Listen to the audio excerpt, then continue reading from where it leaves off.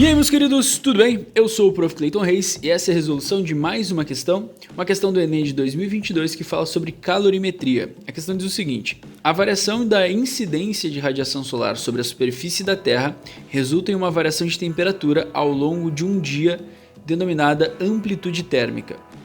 Edificações e pavimentações realizadas nas áreas urbanas contribuem para alterar as amplitudes térmicas dessas regiões, em comparação com regiões que mantêm suas características naturais, com presença de vegetação e água, já que o calor específico do concreto é inferior ao da água. Assim, parte da avaliação do impacto ambiental que a presença do concreto proporciona às áreas urbanas consiste em considerar a substituição da área concretada por um mesmo volume de água e comparar as variações de temperatura, devido à absorção da radiação solar nas duas situações, concretada e alagada. Desprezando os efeitos da evaporação e considerando que toda a radiação é absorvida, essa avaliação pode ser realizada com os seguintes dados. Ele me dá a densidade e calor específico da água e do concreto, e a pergunta é: a razão entre as variações de temperaturas nas áreas concretada e alagada é mais próximo de, e a gente tem então que encontrar.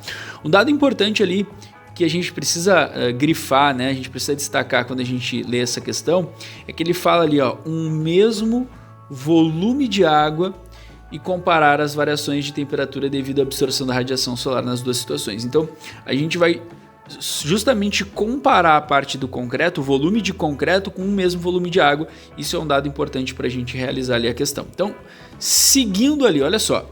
Primeira coisa é eu entender do que se trata a questão. Como a questão está me dando o calor específico das duas substâncias, né, significa que vai entrar nesse problema algo associado à calorimetria, né? E o primeiro palpite que a gente tem que ter é sempre a quantidade de calor sensível, que é a massa, calor específico e variação de temperatura. Então já aparece o dado do calor específico que a questão me deu e já aparece a variação de temperatura que a gente quer encontrar nas respostas, né? Então já é um bom começo aí. Segunda coisa é eu entender que, como eu quero fazer um teste de avaliação, eu tenho que considerar então que a quantidade de calor absorvido, né, pela porção de água que vai ser feito o teste, ela tem que ser igual à quantidade de calor absorvido pelo concreto, né, pela porção de concreto que eu tenho lá, justamente para que esse teste seja fidedigno, né, que ele seja fiel ao que está acontecendo ali.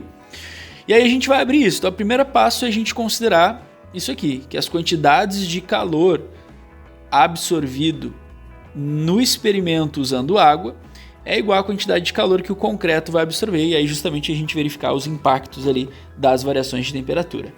Abre isso aí agora, a quantidade de calor da água é a massa da água, o calor específico da água vezes a variação de temperatura da água. Tudo isso aqui são dados então para a água, para a parte alagada. Já o do concreto a gente vai ter a mesma fórmula, né? Porque a gente está falando de variação de temperatura do concreto também. Então, a massa de concreto, calor específico do concreto e variação de temperatura sofrida pelo concreto. Tu percebe que a gente tem os calores específicos, queremos achar uma relação de variações de temperatura, mas não temos nada em relação à massa, né? Só temos em relação à densidade. E aí vem a jogada. A gente tem que lembrar justamente que densidade, né, a gente calcula com uma relação de massa e volume, onde a densidade é igual a massa dividido pelo volume. Logo, eu posso pegar e passar o volume para o outro lado multiplicando e reescrever essa equação da seguinte maneira. Eu posso reescrever essa equação assim, que a densidade vezes o volume é igual à massa. E justamente eu posso usar isso para substituir lá depois. Posso, no lugar da massa das duas fórmulas, tanto aqui quanto aqui, colocar essa relação com a densidade e o volume. Até porque densidade eu tenho e o volume tu vai ver o que eu vou fazer agora com ele. Então vai ficar assim, a densidade da parte alagada, da água, né, vezes o volume dessa parte alagada, vezes o calor específico, vezes a variação de temperatura, tudo isso da parte alagada tem que ser igual a densidade, volume, calor específico e variação de temperatura da parte concretada. O único dado que a gente não tem é o volume, só que a questão me disse que eu uso um mesmo volume de água em relação à parte concretada. Então eu posso considerar que esse volume é igual a esse volume e cortar eles da minha equação. Agora eu trabalho só com os dados que eu tenho. Então vamos lá, a densidade da água a gente sabe que é 1000 pelo que a questão me deu.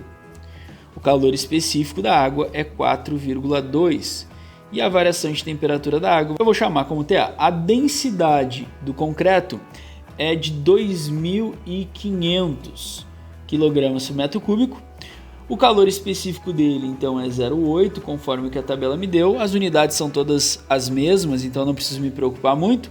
E a variação de temperatura eu vou chamar como ΔTC, variação de temperatura do concreto. Para simplificar um pouco, eu vou cortar os zeros, né? 2 zeros desse lado com 2 zeros desse. E aí fica um pouquinho menor os meus cálculos, né? Os números ficam menores. 4,2 vezes 10 dá 42, vezes ΔTA, igual a 25 vezes 0,8, que vai dar 20 ΔTC. A questão nos pede a razão entre as variações de temperatura concreto pela da água, pela parte alagada. Então a gente vai fazer o seguinte, ó. Essa partezinha aqui a gente vai passar para o outro lado dividindo. E esse 20 aqui, ó, nós também vamos passar para o outro lado dividindo. Então vai ficar assim, ó. De um lado vai ficar 42 dividido por 20. E do outro lado vai ficar ΔTC dividido por ΔTA. Então de um lado a gente tem a razão, do outro lado o resultado dessa razão. Fazendo essa conta, 42 por 20, a gente vai encontrar então 2,1. Esse é o resultado da razão da variação de temperatura da parte concretada pela variação de temperatura da parte alagada. E essa seria então a resposta para essa questão. Olhando ali então as alternativas, né, o que a gente vai ver? Vamos ficar com a alternativa B, que é a resposta dessa questãozinha. Espero que vocês tenham entendido, espero que vocês tenham gostado.